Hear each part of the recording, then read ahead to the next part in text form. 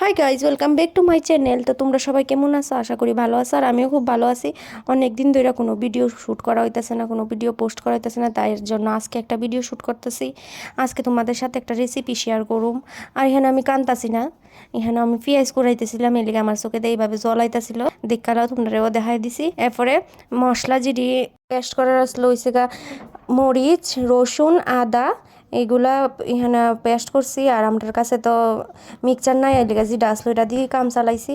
আর এখানে মশলা দিয়ে দিতেছি কমন মশলা, জিরা, ধইন্যা, হলুদ, তারপরে মরিচের গুঁড়া, আর পরে দিয়া লবণও এড করছিলাম, এটা দেখাইতাম বলে গেছি গা। তারপর রান্নার জন্য কড়াইয়া বয়াই দিছি। এরপরে মাছটিও বাইজা লাইতাছি। আর সব থেকে বেশি কঠিন কাজ হয়েছে গা মাছ বাজন। আর আমি মাছ ভাজতে খুবই ডরাই।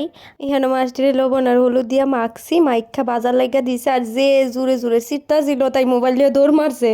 এরপরে কোনো মশলা কষ্টে উষ্টে বাইজা লাইছি, বাইজা সেইরা নামায় লাইতাছি।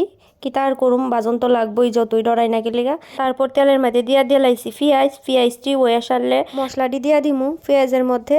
আর মশলাটি অনেক একটু সময় লাগায় সেটা কষামো, কারণ যদি মশলা কষানি না হয় তাহলে তরকারিটা স্বাদ হয় না। মশলা কষানি ওয়া সারলে ঝোল দিয়া সেরা মাছটি দিয়া সেরা আর 5-10 মিনিট রাইকা নামাই লাইছি। ওখানে রিভিউ দিতাছে, তাই খাওয়াইতেছে আর তাই কইতাছে টেস্টি হয়েছে। আর আমি তারপরে আমিও খাই লাইছি, আমার কাছে মোটামুটি ভালোই লাগছে, খারাপ লাগছে না। তোমরা যদি চাও তাহলে এই রেসিপিটা ট্রাই করতে পারো বাড়ির মেয়েতে। তো আজকের লেগে এতটুকুই, আবার দেখা হইব নেক্সট ব্লগে।